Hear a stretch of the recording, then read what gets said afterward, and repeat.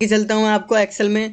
और एक्सेल में आज हम सीखेंगे काउंट क्या होता है, काउंट इफ़ क्या होता है, काउंट ए क्या होता है और काउंट ब्लैंक क्या होता है, इन सारी फंक्शंस के बारे में। तो चलिए दोस्तों, सबसे पहले मैंने एक लिस्ट बना रखी है, डेटा ले रखा है यहाँ पे। कुछ स्टूडेंट है, उनका नाम, मोबाइल नंबर और एड्रेस। ठीक है, अब मैं चाहता हूँ ये काउंट करना है कि कितने बच्चों ने यहाँ पे नाम यहाँ एंटर करा चुके हैं या मेरे पास कितने स्टूडेंट आ चुके हैं। ठीक है, तो दोस्तों यहाँ पे एक फॉर्मूला लगाया जाता है काउंट। सबसे पहले दोस्तों मैं कुछ आपको और दिखा दूं यहाँ पे, जैसे मैंने कुछ नंबर टाइप किया,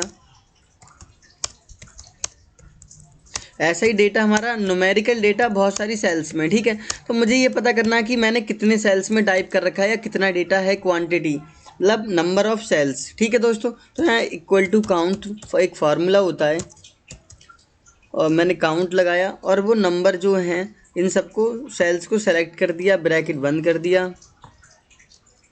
और एंटर कर दिया। तो दोस्तों कह रहा है 8 सेल्स में आपने डेटा एंटर कराया है। अब बीच में मैं किसी भी सेल्स का डेटा डिलीट कर देता हूँ, तो यहाँ पे क्या कह रहा है 7 सेल में आपने डेटा स्टोर कराया है। ठीक है, अब यहाँ पे मैं गलती से ना दोस्तों कुछ लेटर टाइप कर देता हूँ। ठीक है, तब यहाँ पे देखो दोस्तों, तब भी क्या दिखा रहा है, 7 ही दिखा रहा है यहाँ पे। इसका मतलब क्या है, काउंट जो फॉर्मूला होता है सिर्फ न्यूमेरिकल वैल्यू को काउंट करता है और बताता है कि हमारी कितनी सेल्स में न्यूमेरिकल डेटा रखा हुआ है। तो यहाँ दिखा रहा है 7 सेल में रखा हुआ है। तो दोस्तों काउंट आपको समझ में आ गया होगा। अब बात करते हैं कि अगर न्यूमेरिकल डेटा के लिए काउंट है तो फिर टेक्स्ट वाला डेटा किस में कैसे काउंट करेंगे। जैसे कि टेक्स्ट का क्या है, जैसे यहाँ पे नेम क्या है, टेक्स्ट है, एड्रेस क्या है, ये टेक्स्ट में लिखा हुआ है। तो इसको काउंट करने के लिए दोस्तों एक फार्मूला होता है काउंट और उसके आगे ए लगा देना होता है आपको। ठीक है, काउंट आ बोलते हैं।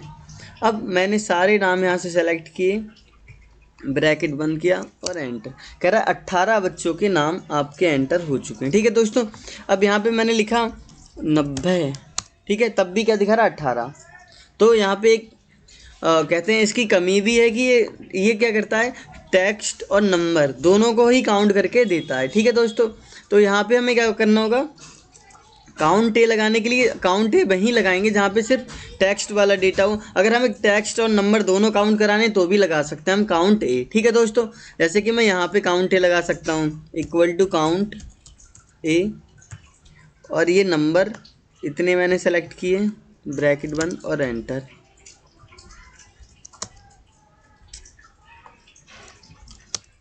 तो कह रहा है दोस्तों 5 जो सेल्स हैं इसमें क्या है, डेटा रखा हुआ है, टेक्स्ट हो सकता है या न्यूमेरिकल हो सकता है। ठीक है, खासकर काउंट आ का प्रयोग कब करते हैं, जब हमें टेक्स्ट वाला डेटा चाहिए होता है। नॉर्मल अगर नंबर गिनने हो, हमें काउंट करने हो, तो हम काउंट लगा सकते हैं। ठीक है दोस्तों, अब बात करते हैं काउंट ब्लैंक क्या होता है। तो मैं यहाँ लगाता हूँ इक्वल टू काउंट ब्लैंक।